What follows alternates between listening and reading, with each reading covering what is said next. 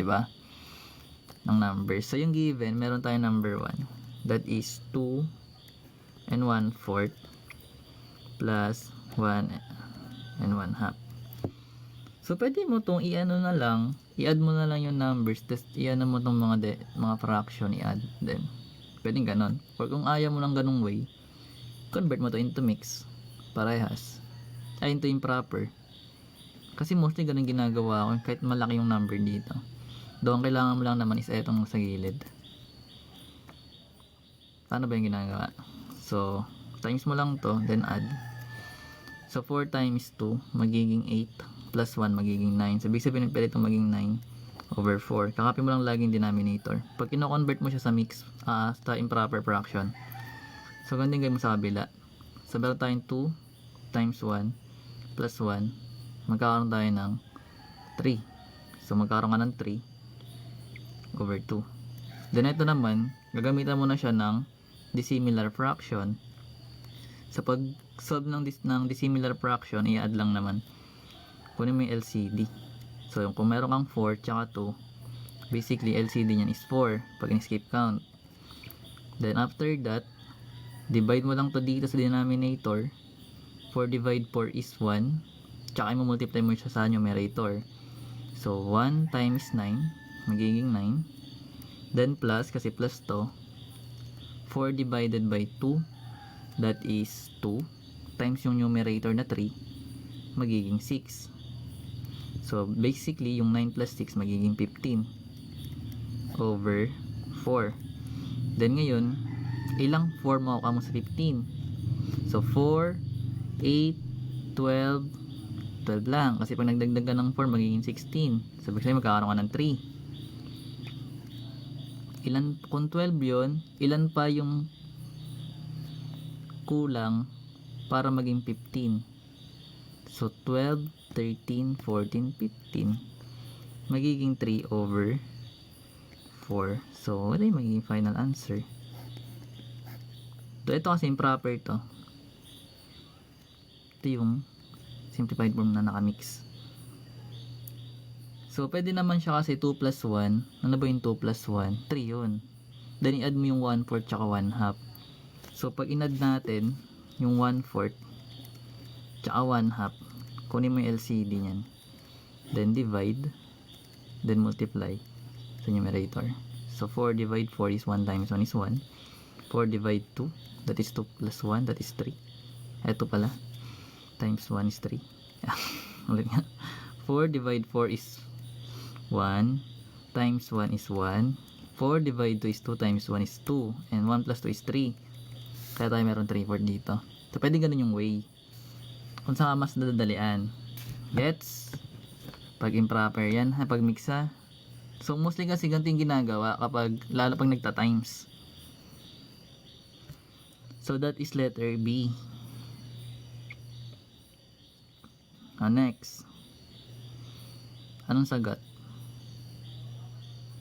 Meron tayong 4 and 3 pip minus 1 and 1/2.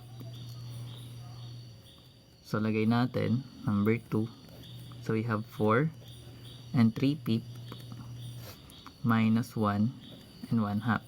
So, dahil subtraction naman to, edi subtraction yung gagawin natin. Hindi tayo magpa-plus syempre. Pero pwede rin natin siya i-subtract directly yung mga whole numbers. Pero baka malito eh. Mas maganda siya naka-format na ganito para hindi mahirapan. Gawin natin silang improper. So, times lang. Then, plus. So, 5 times 4. That is 20. Plus 3 is 23. Over 5.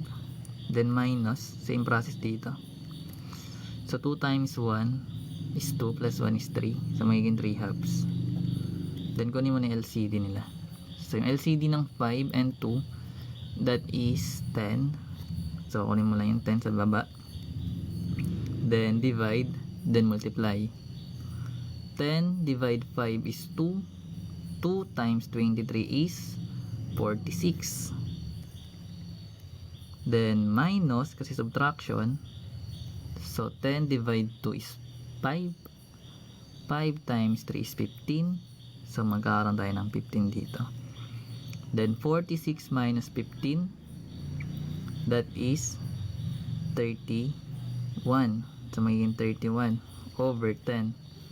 Then pag sinimplify natin to, ilang 10 yung makukuha mo sa 31. So mag-skip count ka ng 10.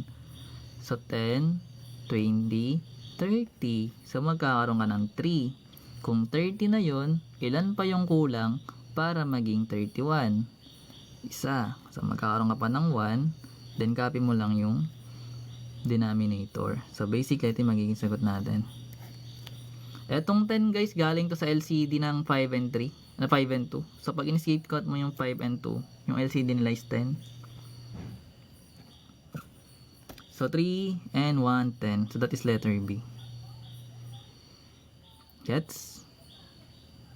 Next. So let's convert the mixed fraction to improper. So bali yung ginawa lang natin, ganito lang. Oh, meron tayong number 3. Kung meron daw given na 3 and 2/3, so dahil naturo ko na kung paano mag-convert, mentally kaya mo na yan. 'Di ba? So yung 3 times 3 plus yung numerator, ayun na yung convert nun sa improper. So 3 times 3 is 9 plus 2, that's 11. Copy lang yung denominator.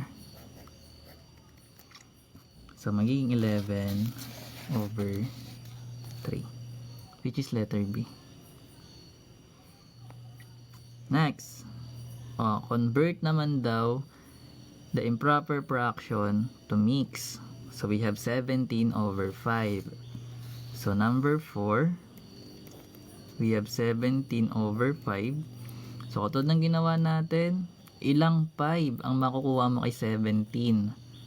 So that is 5, 10, 15. So bali tatlo lang. Kasi pag nagdagdag ka pa ng 5, magiging 20. So sobra na.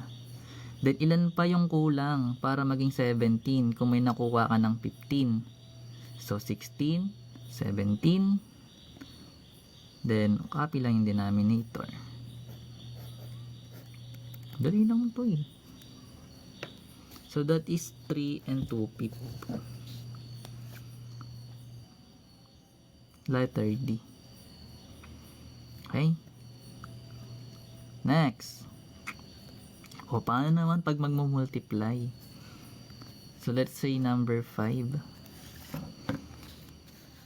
So let's say we have number 5, which is 1 and 1/2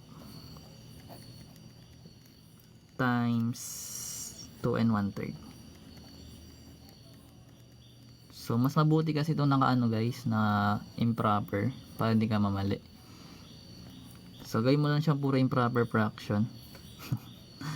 So multiply mo lang to, then add. So 2 times 1 is 2 plus 1 is 3. So magiging 3 halves na to. Then times, ganoon din dito. So 3 times 2 is 6. Plus 1 is 7. Thank you po, Sir AJ. Then pag nagmo-multiply naman tayo guys, actually babasahin mo lang yung given. 'Di ba? Pag multiply guys, direct multiplication lang 'yan. So which means yung 3 multiply mo sa 7, then yung 3 multiply mo sa 3. So ano ba yung 3 times 7? Ano ba yung 2 times 3? So ito guys, magiging 21 over 6. Then maghahanap ka ng number na pwede mo siyang i-divide. So basically, kung marunong ka ng divisibility rule, divisible sila by 3. May sugat. So pag dinivide mo to, both numerator and denominator by 3. So yung 21 divide 3, that is 7. Then yung 6 divide 3, that is 2. So eto guys, naka-improper pa sila. So kung gusto mo siya i-convert into mix, ilang 2 yung makukuha mo ay 7. Then meron kang 2, 4, 6. So bali tatlo lang. Kung may 6 na doon, ilan pa para maging 7? So magiging 1. Then copy mo na yung denominator. So pwede ito yung sagot. Okay? Or pwede naman guys, dito pa lang sa given, basta naka-multiplication yung fraction mo, pwede ka na dyan mag-cancel. Paano ba yun? Mag-reduce ka na agad ng numbers. So kung meron kang 3 over 2, times 7 over 3. Multiplication sila. So, tingnan mo lang yung numerator tsaka denominator kung merong pwedeng number na ma-divide. Sa same number dapat. So, yung 3 tsaka 3 divisible by 3. So, pag yung 3 divide mo sa 3, magiging 1. 3 divide mo sa 3, magiging 1. Then, dahil multiplication sila, direct mo multiply. So, 1 times 7 is 7. Then, 2 times 1 is 2. So, ganun pa rin kakalabasan. Anyways, dapat marunong ka ng ganyan para di siya time consuming. Gets? So, dahil ano siya guys, naka mix, that is 3 and 1 half. So, kapag hindi mo naman nakikita sa choices yung number na 7 over 2, syempre, try mo siya i-convert. Yun naman lagi. Yun na, pang elementary to eh. Synergies na yan eh. Dumadali lang naman to guys actually. Hindi naman to mahirap. Basta aralin mo. So, let's say we have 4 and 1 half divided by 1 and 1/3. So, naka-mix fraction pa rin siya. So, kailangan mo siya i-convert into improper. Then, iyan mo na yung multiplication, division na fraction. So, same process. Gawin lang natin siyang improper. So, 2 times 4 plus 1. That is 9 over 2. Divided by 3 times 1 plus 1. Magiging 4 over 3. So, kapag divide naman siya guys, cross multiply. Or kung ayaw mo ng ganung way, ganun pa rin naman. Reciprocal mo na lang tong pangalawang number, yung second term. So, we have 9 halves. Then, gawin mo tong times, yung divide mo. Then, reciprocal. Pag sinabi naman nating reciprocal, babalik na rin mo lang yung numbers. Kung meron kang 4/3, magiging 3/4 siya. Then, dahil eto guys is multiplication na, tignan mo yung numbers kung pwedeng reduce. Pero wala eh. Anyways, i-direct multiplication mo na lang sila. So, yung 9 times 3. Tapos, meron ka ditong 2 times 4. So, basically, ito magiging 9 times 3 is 27. And 2 times 4 is 8. So, magiging 27 over 8. O, ngayon, kung kailangan naman, wala ka nakikitang sa choices ng 27 over 8, edi i-convert mo siya into mix. So, ilang 8 ang meron sa 27? 8, 16, 24 sa tatlo. Ilan pa ang kailangan para maging 27 yung 24 mo? 24, 25, 26, 27. So, meron ka pang tatlo doon. Then, copy mo yung denominator. So, ito yung magiging sagot. Pag hindi mo to nakita, baka ito yung sagot. Pag hindi mo to nakita, ito yung sagot. Ganun yan sa mga choices. Gets? Gets yun. Next. Oh, what is 5 minus 2 and 1/4? So, ito guys naman, kapag whole number naman, madali lang din yan. So, let's say number 7. We have 5 minus 2 and 1/4. Okay? So, kapag may whole number ka naman, kung gusto mo siya lagyan ng denominator, lagyan mo siya ng 1. Kasi kapag nag-divide ka by 1, ganun pa rin yung number. 5 pa rin. Diba? 5 over 1 still 5. O, gawin natin para maintindihan. So, pwede mo itong gawing fraction as 5 over 1. 5 over 1 still 5. Then ito, convert mo siya. Kasi naka-mix. So, gawin natin siya improper. So, 4 times 2 plus 1. So, magiging 9 over 4. Then, perform mo na yung dissimilar fraction. So, dahil magkaiba sila ng denominator, bali yung LCD nila is 4. Kasi pag in-escape count mo si 1 tsaka si 4, magiging 4. Yung common nila. So, 4 divide 1, that is 4. Times 5, that is 20. So, magiging 20 na to. Dahil minus to, copy mo yung subtraction na sign. Then 4 divide 4, that is 1, times 9, that is 9. So, magkakaroon ka ng 20 minus 9. So, ano ba yung 20 minus 9?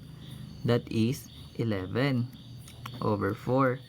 So, ngayon guys, kung hindi mo nakikita yung improper na solution, same process. I-convert mo siya into mix.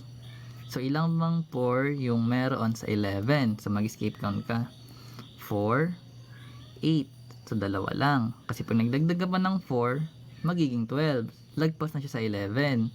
So, big sabihin, dalawa lang yung makuha mo. So, kung meron ka dong 8, ilan pa yung kailangan para maging 11? So, 9, 10, 11. So, magiging 3. Copy mo lang yung denominator. So, ito na yung magiging sagot natin para dyan. Hala, bakit maraming nanonood pag fraction? Ayun ang mahirap. Joke lang. So, number 7, that is 2 and 3/4 sa letter B. Next, tapusin lang natin na. So, what is 2 1/2 of 10? So, paano naman yun?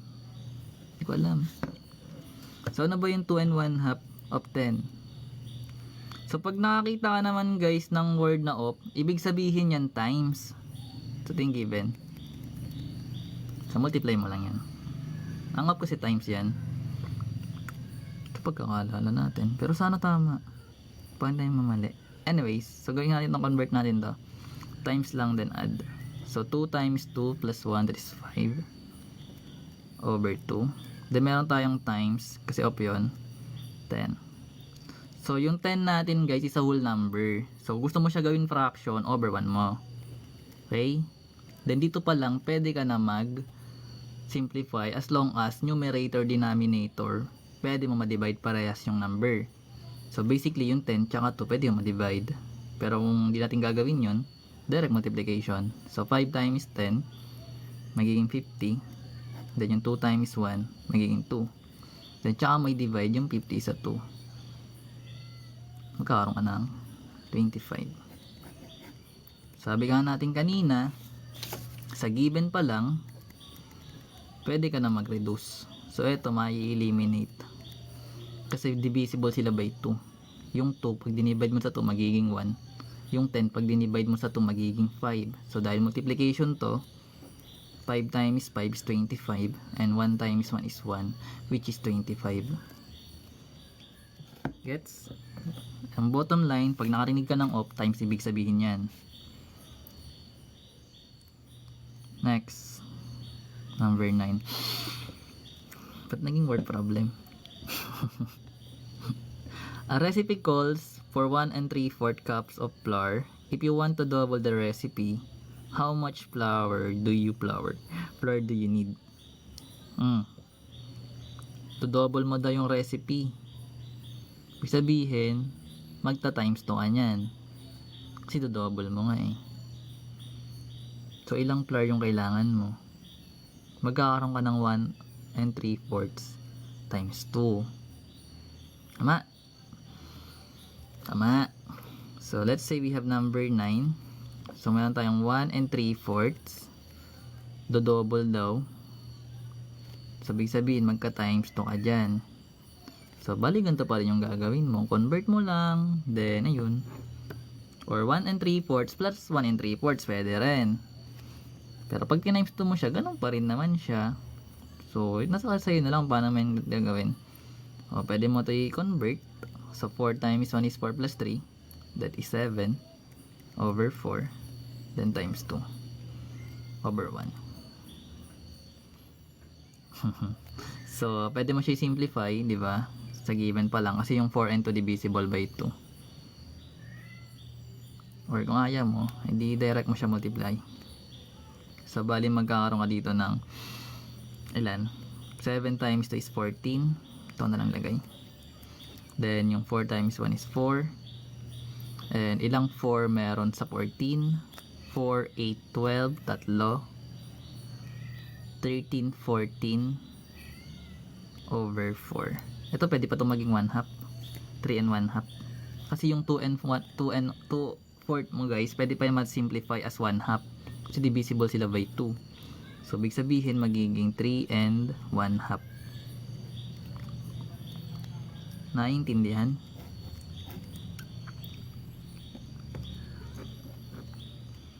So, basically, letter A. Siya ginagawa. Next. Which of the following mixed fraction is equivalent to 13 over 4? So, meron tayong number 10 and we have 13 over 4. Saan daw siya equivalent sa mixed fraction? So, big sabihin, ganun pa rin. Katulad ng ginawa natin dito. Ilang 4 ang meron sa 13? 4, 8, 12, edi 3. Para maging 13, kulang pa ng 1. Sabi mo yung denominator. Edi 3 and 1/4. So, ganyan siya ginagawa. Anyways, madali lang ang mixed fraction guys.